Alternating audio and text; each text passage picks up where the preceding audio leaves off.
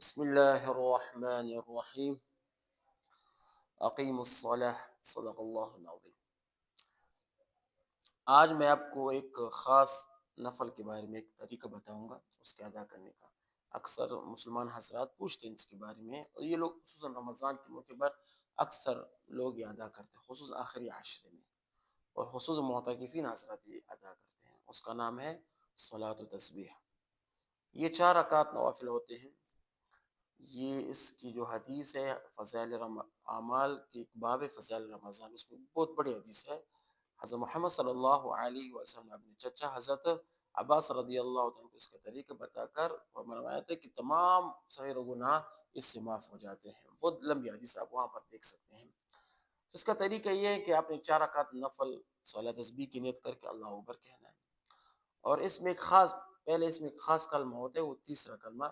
اس کے جو کلمات ہیں سبحان اللہ والحمد للہ ولا الہ الا اللہ واللہ اکبر، یہ کلمہ ہوتا ہے. یہ 4 رکعت میں اپنے 300 مرتبہ پڑھنا ہے. ہر رکعت میں 75 مرتبہ اس کلموں کو اپنے پڑھنا ہے. کس طرح پڑھنا ہے میں کو بتاتا ہوں. آپ نے کیا کرنا ہے، 4 رکعت صلاۃ تسبیح کی نیت کر کے اللہ اکبر کہنا ہے، ٹھیک ہے. اس کے بعد سبحانک اللہم سے لے کر خیروں تک ثنا پڑھنی ہے. ثنا پڑھنے کے بعد 15 مرتبہ یہ کلمہ، تیسرا کلمہ سبحان اللہ الحمد للہ ولا الہ الا اللہ واللہ اکبر، یہ اپنے پڑھنا ہے، ٹھیک ہے. اس کے بعد آپ نے اعوذ باللہ پڑھنا ہے، بسم اللہ پڑھنا ہے. اس کے بعد سورۃ الفاتحہ پڑھنا ہے. اس کے بعد سورت پڑھنے کے بعد اپنے 10 مرتبہ یہ تیسرا کلمہ پھر پڑھنا ہے. اس کے بعد آپ نے رکوع میں جانا ہے. رکوع میں سبحان ربی العظیم 3 مرتبہ پڑھنے کے بعد یہ تیسرا کلمہ 10 مرتبہ آپ نے پھر پڑھنا ہے. پھر جب رکوع سے اٹھتے ہیں، ٹھیک ہے نا، سمع اللہ لمن حمیدہ ربنا لک الحمد کے بعد بھی آپ نے 10 مرتبہ یہ تیسرا کلمہ پڑھنا ہے. اس کے آپ اللہ اکبر کہہ کے کہاں پر چلے جاتے ہیں، سجدے میں چلے جاتے ہیں. تو پہلے سجدے میں سبحان رب الاعلیٰ کے بعد یہ کلمہ، تیسرا کلمہ 10 مرتبہ آپ نے پھر پڑھنا ہے. اس کے بعد آپ نے اٹھنا ہے. پھر دونوں سجدے کے درمیان بیٹھ کر آپ نے 10 مرتبہ تیسرا کلمہ پھر پڑھنا ہے. اس کے بعد آپ نے دوسرا سجدہ کر کے سبحان رب الاعلیٰ کی بات، یہ تیسرا کلمہ 10 مرتبہ آپ نے پھر پڑھنا ہے. تو تمام کلمات کو پہلے رکعت کے جب آپ ملاتے ہیں تو یہ 75 مقدار بن جاتی ہے. تو پہلا رکعت آپ کا مکمل ہو گیا، ٹھیک ہے. ابھی آپ نے کیا کرتے ہیں، تکبیر پڑھنے کے بعد دوسرا رکعت میں کھڑے ہو جانا ہے.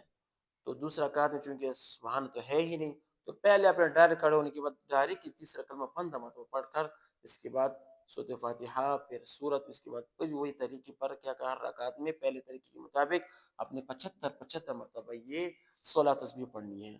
تو جب تینوں کو ملاتے تو کتنے بن جاتے ہیں، 300 بن جاتا ہے. تو اس طرح آپ کا جو کلمات یہ پورے ہو جاتے ہیں.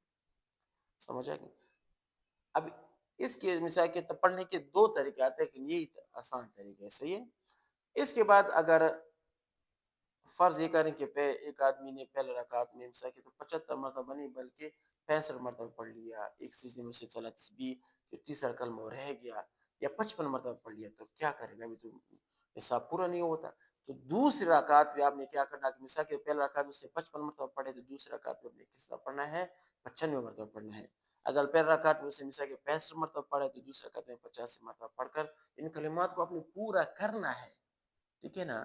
تو تیسرا کلم 300 مرتبہ پورا ہو جائے گا تو آپ کو کامل ثواب مل جائے گا. اس طریقے کو خود سیکھے.